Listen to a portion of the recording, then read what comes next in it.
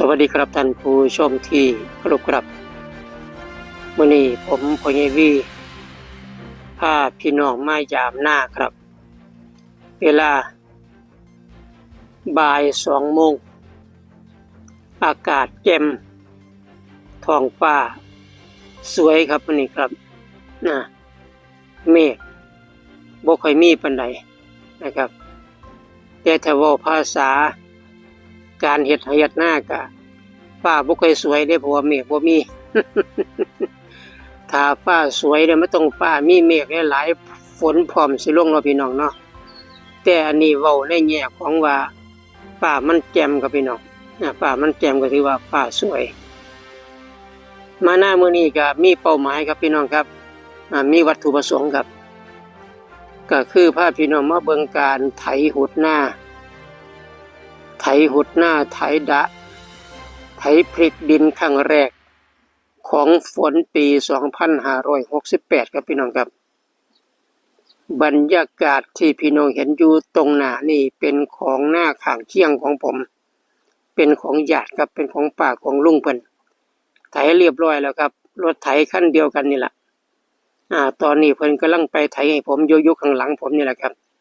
แต่ว่าตอนนี้ผมอยากให้เบิ่งบรรยากาศอันสวยงาม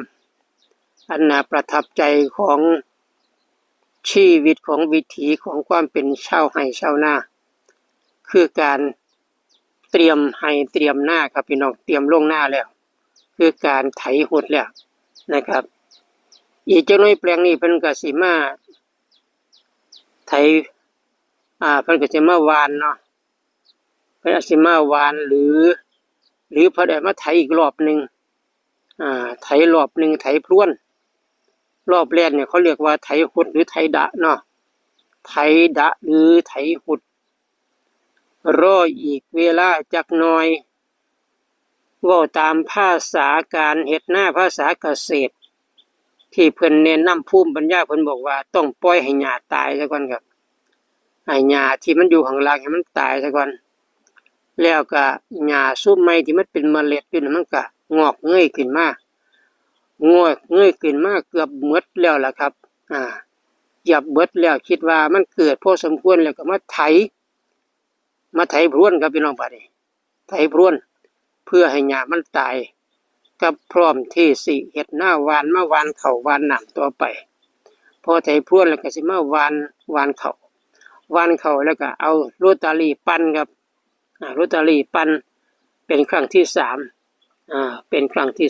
3อันนี้คือการเฮ็ดนาโดยทั่วไปครับพี่น้องอันนี้แปลงของป้าของลุงเพิ่นครับนี่สวยงามก็เลยถ่ายคลิปให้พี่น้องเบิ่งเห็นบ่ครับพูนเถียงนาน้อยครับพี่น้อง บรรยากาศของชีวิตชาวนาครับเถียงนาน้อยตอนนี้อาจสิแห้งแล้งจักหน่อยครับเพราะว่ามีแต่ขี้ไถเด้ฟ้าฝนชลทานก็บ่ทันได้เร่งลงกระดอกเถียงนาน้อยก็เร่งเหงาๆจักหน่อย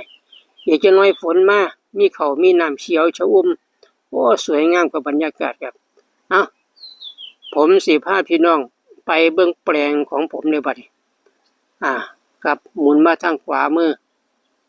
นะครับหมุนไปทางขวามือนี่ผ่านแถวคันคู่ของ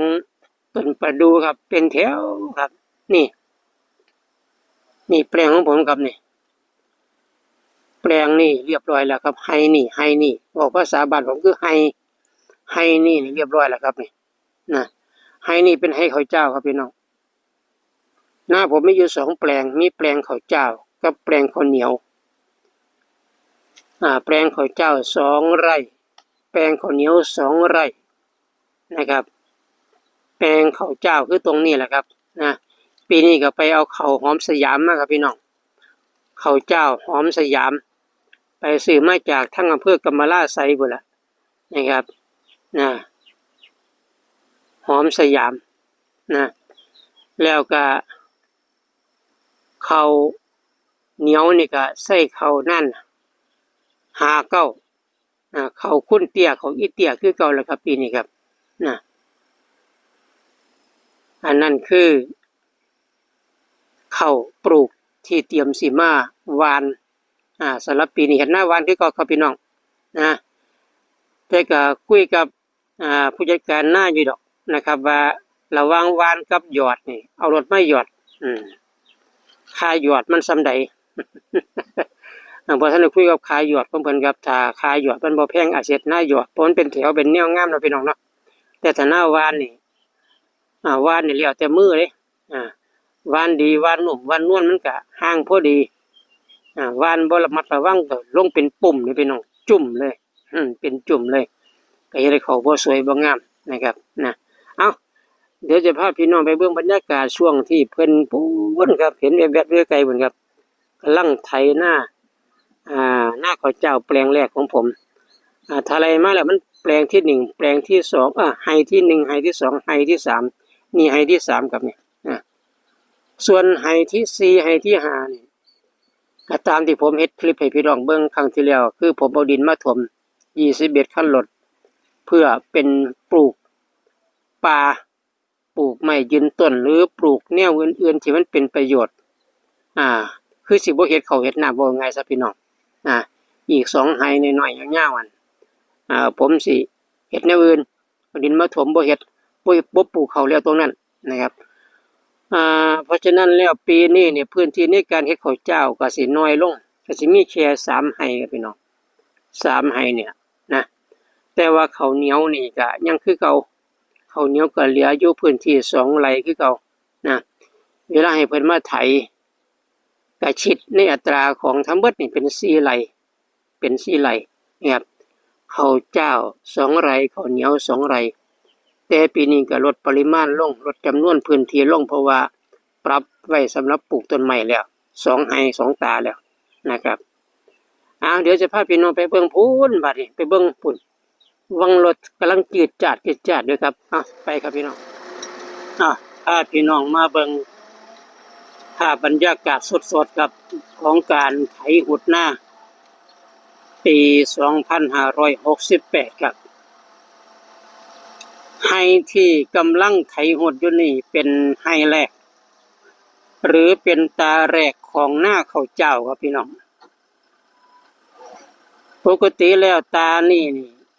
บางปีเขางามบางปีงามทั้งเขางามทั้งหญ้านะครับ ปีกายนี่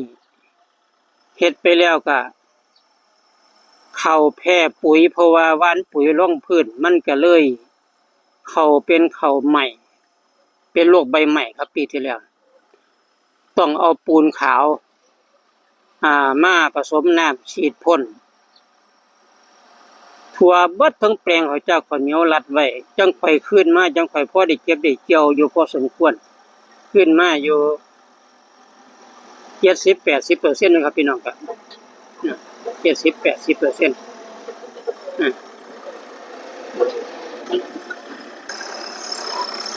ปีนี้จะเป็นจังไดสิเป็นจังไดก็รอเบิ่งบรรยากาศครับพี่น้องครับก็ข้าวเจ้าคือเก่าละแต่ว่าได้ข้าวเจ้าหอมสยามนี่เป็นบ่ได้เอาข้าวเจ้าหอมมะลิเด้ปีกายนี่หรือปีกายถัดไปทุกปีที่ผ่านมาก็เป็นข้าวเจ้าหอมมะลิครับแต่ว่าปีนี้ตัดสินใจมีเสียงล่ำเสียงลือว่าข้าวเจ้าหอมสยามนี่ดีเม็ดสวยเม็ดงามแล้วก็บ่ค่อยเป็นโรคพะนะว่าบ่ค่อยเป็นโรคก็เลยไปจัดหามานะครับพร้อมที่สิลองเบิ่งครับปีนี้นะครับพ่อใหญ่วิเฮ็ดนามา10กว่าปีนี่ลองอยู่เรื่อยล่ะ อันใดดีอันใดซาในลือก็มั่นใจเด้บ่แม่นว่าไปตามกระแสเด้ก็ศึกษาพอสมควรอยู่นะครับเบิ่งซ้ายเบิ่งขวาเบิ่งหน้าเบิ่งหลังอยู่เพิ่นเฮ็ดมาดีก็เลยมาลองเบิ่งครับพี่น้องครับมาลองเบิ่งนะครับแปลงนี้คือแปลงข้าวเจ้าครับพี่น้องส่วนซ้ายมือเอาศาสตร์ไปทางซ้ายมือครับพี่น้องโอ้นพุ่นครับพี่น้องนี่คือแปลงข้าวเหนียวเสร็จจากตานี่แล้วก็สิไหลไปพุ่นแล้วครับแปลงข้าวเหนียวซึ่งปีนี้ได้น่านหาเก้า หรือเขาอีเตี้ยเขาคุ้นเตี้ยแล้วแต่เสื่อนครับไปลงแปลงข้าวเหนียวนะครับตอนนี้ก็กำลังรอเพิ่นผู้ไถเพิ่นใจเย็นเฮ็ดแบบปราณีตมันต่อไปผู้จังหนึงนี่วืดวาดจนรถไถสิห้างบัดนี้แต่ว่าผู้นี้อันนี้หลานชายครับนี่เพิ่นออกรถไถใหม่ลุงเพิ่นออกรถไถใหม่ขับรถแบบทนุถนอมแบบใจเย็นปราณีตนะครับในการไถถือว่าสุดยอดครับสุดยอดสำหรับมื้อนี้ก็พาพี่น้องมายามให้ยามหน้าในการเตรียมลงไห้ลงหน้าไถหดหน้าซะก่อนอีกประมาณ10กว่ามื้อพุ่นล่ะครับพี่น้องก็สิได้มาไถพรวนมาวานข้าววานนาแล้วก็สิมาพาพี่น้องมาชมบรรยากาศกันต่อไปนะครับสำหรับมื้อนี้ใช้เวลาพอสมควรขอพบปะพี่น้องส่ำนี้ครับขอให้พี่น้องอยู่ไกลมีแต่ความสุขกายสุขใจอยู่ดีกินแซ่บอยู่แจกกินนัวสู่ผู้สู่คนครับสบายดีครับสวัสดีครับ